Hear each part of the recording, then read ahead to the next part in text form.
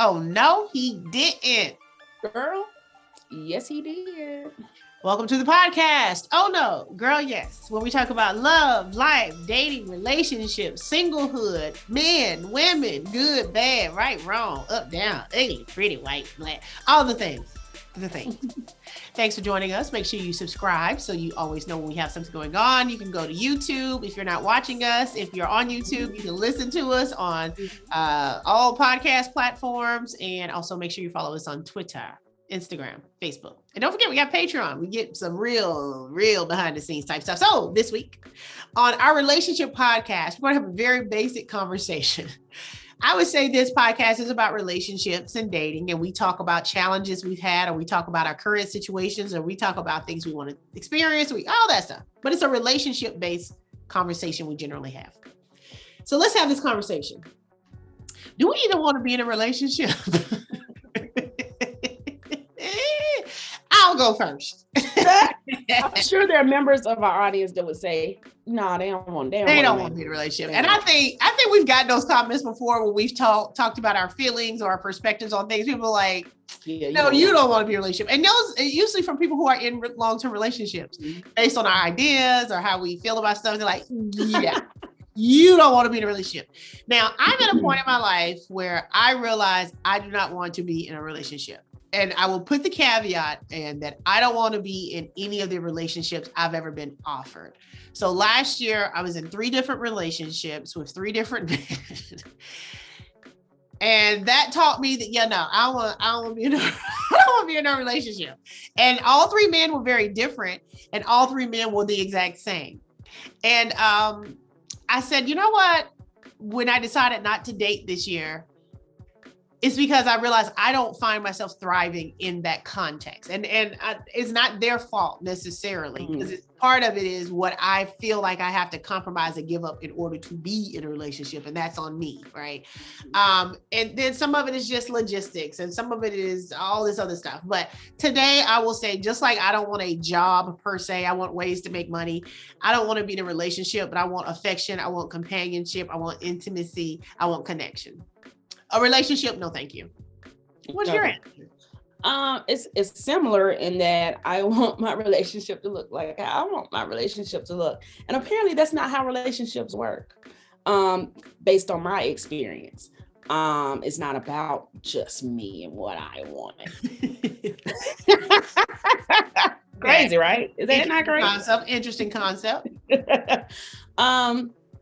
So I do desire companionship, and that's all I desire. I don't need a relationship or anything other than that companionship, that peaceful, like you say, companionship, where, we can have fun together, we can travel together, we can do all the things that look like a relationship, but necessarily, it doesn't have to necessarily be buttoned up like. Yeah. And so, but for you to say you want the companionship and all the things that look like a relationship, but it doesn't have to be a relationship, how is that different from all the situationships we've been in? I think it's not different, but I think we were trying to make them something that they weren't, as opposed to enjoying what they were. And, I look back at Oprah, even though she is in a relationship with Stedman, but that was what she wanted. And that's just how it works for her.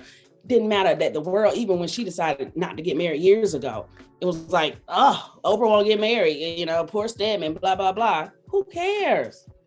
Who cares if she doesn't want to get married? Who cares if I don't necessarily have to have a boyfriend? Or, you know what I mean? Like, this works for me. It makes me happy. And that's the end. Life's too short not to make yourself happy. So right. And it goes back to this whole, I'm spending the year deprogramming, and the programming focuses more on attachment than connection. And there's a lot of people in a lot of relationships that the person don't like them and they don't like the person. I mean, most of my most recent boyfriends, we've done podcasts about it, I'm like, well, they didn't like me.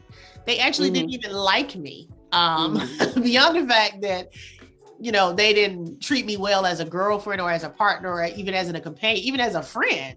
I was like, oh, wow, they just didn't even like me. And what I have found, especially recently, I have several guy friends who want to spend time with me. They're my friends. We are not intimate.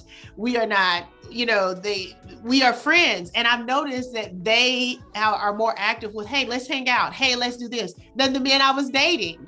And it's like, okay, so am I different in relationship and that I'm not as cool? And so you don't want to hang out with me versus how I am with my friends, so it's a lot of different levels to something I think I am different in relationships, and it comes from what my expectation is based on what this person is offering me. And then I may put more demands, even in my head. I may not verbalize it, but I put more demands on a person that I wouldn't do for any other friend. And so that's a flaw. That's a flaw. Right. And I think that's the drawback of relationships. Obviously, it comes with expectations. I don't think you just let people just run rampant and come in and out of your life. But I think those expectations is what then adds to the anxiety and adds to the disappointment and adds to the conflict and adds to the dissolution of the partnership. Versus like in my situation right now with my peaceful companion, the biggest noteworthy part about my peaceful companion is probably the age difference, right? But ultimately, it's been one of my best companion partners I've ever had, because there's no attachment to what's next. There's no attachment to what does this mean. There's no attachment to why didn't I hear from you? It's just, it's a peaceful situation. And I don't know why that gets taken out of the mix when you decide to be intentional about a relationship. I've always been very pro dating apps. I've always been very like, hey, it's an efficient way to meet people. I don't think I would ever do a dating app again, only because for me now, understanding connection and how you can just connect with somebody that you wouldn't have picked out of nothing, is a country, how I don't do contrived. It's too artificial of a precipice for a connection. You know what I'm saying? Is I saw your picture and so let's like each other, versus I ain't never seen you before, but why do I like you? You know what I'm saying? And I think I want to lean more into, I don't want to like you, but I do. Versus, I want to like you and literally kind of don't, but I want to. Don't at all. But we look so cute in this picture together. Oh, but it sounds so good. Oh, it would be so great. Oh, I would move to Indiana. Literally not. So I think for me, it definitely goes back to, I don't want a job. I want a lot of different ways to make money. I don't want a relationship. I want a lot of love and companionship and affection and attention and intimacy. How do I get that without doing the other one? And it's available.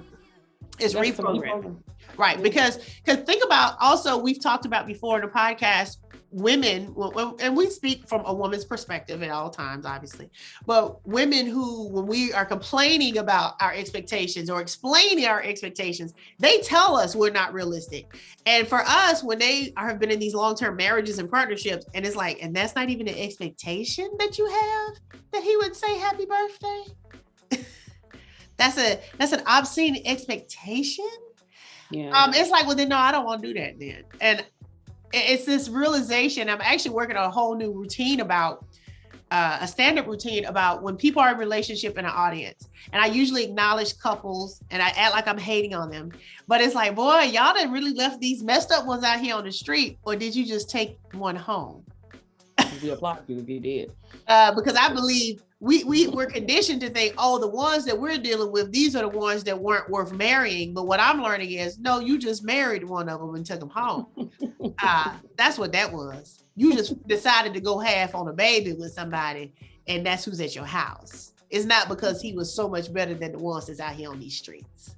Right, and that's fine, because that's your personal choice, Right. And I'm learning to not project my standards onto other people or project my expectations of what I want and desire onto other people's relationships, because I assume everybody's miserable because ain't none of them got the relationship I would want.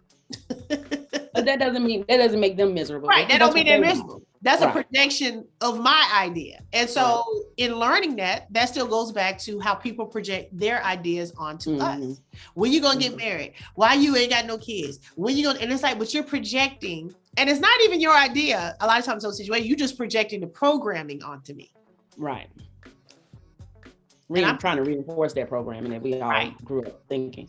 We have that friend, that mutual friend that says, I didn't want to get married and I did. I didn't want to have kids. And it's like, but you're trying to reinforce the program because that doesn't make me want to jump. Right. Oh, she didn't want to get married. Yeah, I would jump off the bridge. You come jump off the bridge. Literally, I think I'm good on that bridge jumping, shawty. Like, you go ahead though, and I'll tell them what you said on your way down. One of us got to be in the tent. I will say, I think, the younger you are, the more advantages you have in starting and building a relationship with someone. I do feel that way. I was talking to a girlfriend the other day who met her husband, either right at the end of college or fresh out of college. It might have been last year of college. And so, she was able to grow with him and see his growth from where he started to where he is now. Because we were just talking about dating. It was we were with some other single girlfriends talking about dating and the state of dating and how we're all struggling out here in these streets. And she said she thinks that's her only advantage that she had, is that she met her guy when they were both a little younger and immature, and they were able to affect each other's growth. You know what I mean? Her more so than him. Yeah. Her more so than him. But you have someone that you trust and you're able to build with and grow with. And now that, they're in their mid-30s, he looks like a different guy than what he possibly could have looked like had he not been in a relationship that whole time. What's interesting about that is that because men do have this inherent competition with women, when we meet men our age, it's kind of this anti thing. Yeah. Versus if we were younger and you see I'm getting my thing together, maybe that's going to inspire you to say, oh, wait a minute, let me get my thing together, and we get it together.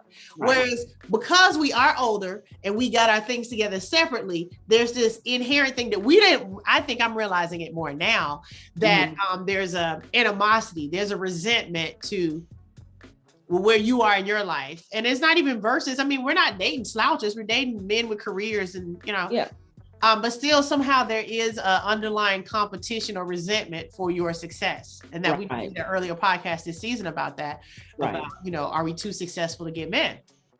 Mm-hmm. And not for nothing, let me say, I was having a conversation actually with my mom, and we were talking, I have two brothers, and, sometimes you have that sibling energy of, when you're doing something, your siblings doing something, whatever. Mm-hmm. And I told my mom, I said, but I think that's just a man thing. That's just a thing about women versus men, and men perceive women who are having certain success in a certain way. Yeah. And I think it's grossly unfair, because it's amazing how in this patriarchal society, men feel like successful women have been given breaks, have been given opportunities, have had it easier. And it's like, I am a Black woman. You have to know anything that I did was the hardest thing I could ever do. Right. Correct. And so I can see how you were saying your friend who was younger, if he's trying to be in her life and he sees she's doing XYZ, he's going to be trying to keep up with her. Right. It made perfect sense. And we knew that, but it was a different frame of how I looked at it. And not to be discouraging to any women who, 30s, 40s, still looking for love. But I think that either you have to reprogram yourself to say, this is what this is, or go with the program. and find your happy ever after. That programming, you're going to have to suspend reality. Yeah. I mean, it is a suspension of, it's a suppressive state, in my opinion. In our opinion. And again, we know people who are in happy relationships. We're not saying no. But there are some things that there's going to be a give and take, and a lot of give. Heavy on the give. I was going to say, there's no way we can say what we really want to say without seeming like we're jaded and mean and hateful. There's really no way for us, to be honest. And y'all know us by now. I mean, we may meet the men of our dreams tomorrow and be like, girl, you gotta get some of this. But no, but that's what I'm saying. Of this. I realized I just hadn't been offered the relationship I want. I obviously believe it's an opportunity and it's available. I just have never been offered that. So because based on what I have historically been offered again and again and again, and like I said, they were all different men who were exactly the same. I'm good on that. And now being in this situation where I just am enjoying peaceful companionship, there's no way I'm gonna go back to what I was doing. Just like I wouldn't go back to a job and be putting on underwear every day, working a 9 to 5 and talking to somebody about when I'm gonna go on a trip. Asking for permission to go on vacation. Asking for permission to go. Certain things I just never will do again in my life, and I will never date the way I dated again in the history of the world. And for me, that includes dating apps only because we're trying to force an attachment when there literally is no connection. And I'm going to let connection lead me for my future companions. Because it's more fun, it's more interesting. I am vibrating on a much higher level just when I'm in my own space, And so so that's the question. We've been doing this relationship podcast for some years now, and we're wondering, do we want to be in a relationship? Or is it just the relationship that we created in our mind? Because whatever we're thinking about in our mind, obviously, is idealistic, right? It doesn't mean it's unrealistic. It's just based on some ideas we have. Yeah. And I think anything is attainable. I think when we look at our careers, when we think of our lives or anything, it's whatever we could dream up. And then we did that. So I feel like, why would we sacrifice that idea in a relationship or a partnership? Love, yeah. Right. I'm gonna make it up and I'll recognize it when I see it. Right. Correct. That's the theory. So not to be jaded, not to be, but when you used the term suppressed, you have to compromise. You're not moving in the world alone. And so hopefully it doesn't feel like you're being suppressed, but you're going to have to move and flow with another person in mind. And that's not negative or bad. It's just a thing. And that's why when people break up, they go into these new adventures all alone, and they call it the glow up because it's like, you know what? I think I was hiding. I think I was downplaying myself. I saw this TikTok video where this guy was like, why is it when women break up, now all of a sudden they traveling all over the world? Now they can play the piano. Now they friends with Michelle Obama. You weren't friends with Michelle. It's like, I literally was. I was just trying to be digestible for you. I was trying to make you come. Yeah, I honestly think it is common among every relationship that ends. That people find themselves like, okay, now what do I want? Whatever that looks like, let me go get what I want because I don't have to worry. You do have a responsibility in a relationship, especially in a marriage, and you have a responsibility to your spouse to be there and be supportive and sometimes that you can't be all things to all people in a marriage and as a mother and as But what is it about us in not being spouses and not being mothers that we still feel that glow up when we are out of our relationships? They're still, because that's why because you're still practicing those. You're still practicing that relationship like role. You're still in. You know what I mean? It's not. You're not bound to that person, but you are still trying to make yourself available to them in a way that sometimes you neglect whatever you got going on. I like that I move in the world in a way that I'm not holding time for anybody hoping they would want to spend that time with me. I mean, that's what I used to do in relationships. Like, well, I don't want to say yes to do this on this day because they might want to do something with me. I think that was our problem, not a right. And that's why I said problem. I think if you think like this person is going to be around, it doesn't matter. We'll make time, but they weren't making time. You know what I mean? They were doing what they did. So they were doing whatever they wanted to do. But right. You know what? I think because I'm a successful, busy woman, I overextend myself to try to be accessible, to try to be available. I don't want this man to think, oh, well, you got so much going on, you don't need me. You got so much going on, you don't have time for me. Oh, you don't need. Yeah. I think when I'm trying to make those relationships work, I'm like, but you're a priority. But I'm available for you. But no, what do you want to do that week? No, I can, and it's like I try to make that. But again, this is me still trying to convince them of something that probably is literally not true.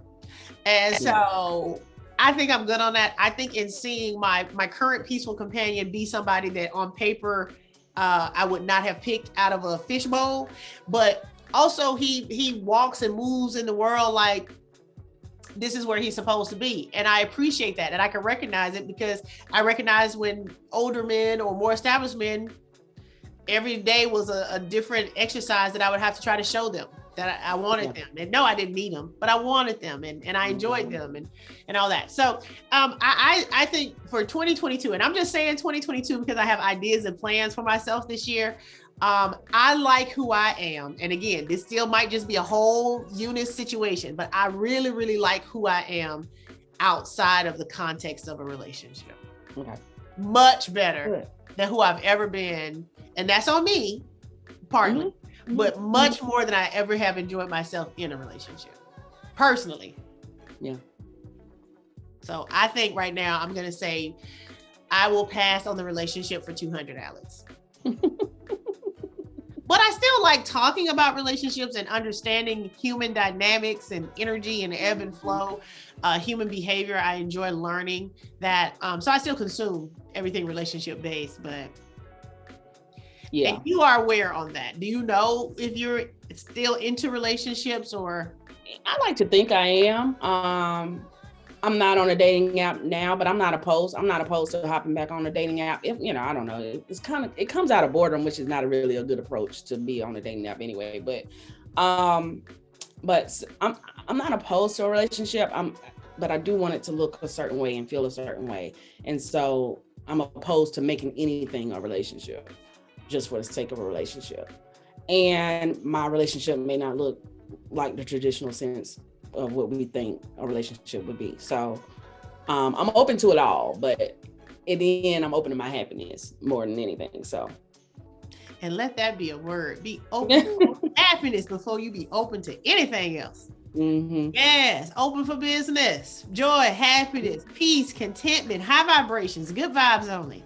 And then open yourself to everything else after that. Then don't compromise that. Then hey, if he can come in and don't bother none of that, then come on in. But if he come in and all that other stuff, they be like, oh, wait a minute now, you got to come on now. Come on now. Hey, he be like, hey, y'all go lock the screen door. We can look at it from here, but lock the screen door so don't none of that come in. How about that? Mm-hmm. All right, what do y'all think? Do y'all think that I think y'all already know. I think if we had to think of what they was gonna say, they would say y'all don't want no relationship. Yeah, y'all don't want nobody. Y'all don't want no relationship. Y'all don't want nobody. We do. We're girls. We want to be loved. Literally, I'm good on that. All right, let us know. What do you think? We love talking to y'all about it. Obviously, thank y'all for being here to listen, but we want to know your comments. You can always comment on the YouTube channel. Even if you listened and didn't watch the video, that's still the best place sometimes to kind of communicate with us. Or you can go to our Facebook page, Twitter, Instagram. We need to get our TikTok game up, girlfriend. I know. She's not in. She's anti. I'm the cool one. I'm the cool one. I'll let y'all know when I get us on TikTok. But in the meantime, and until next week.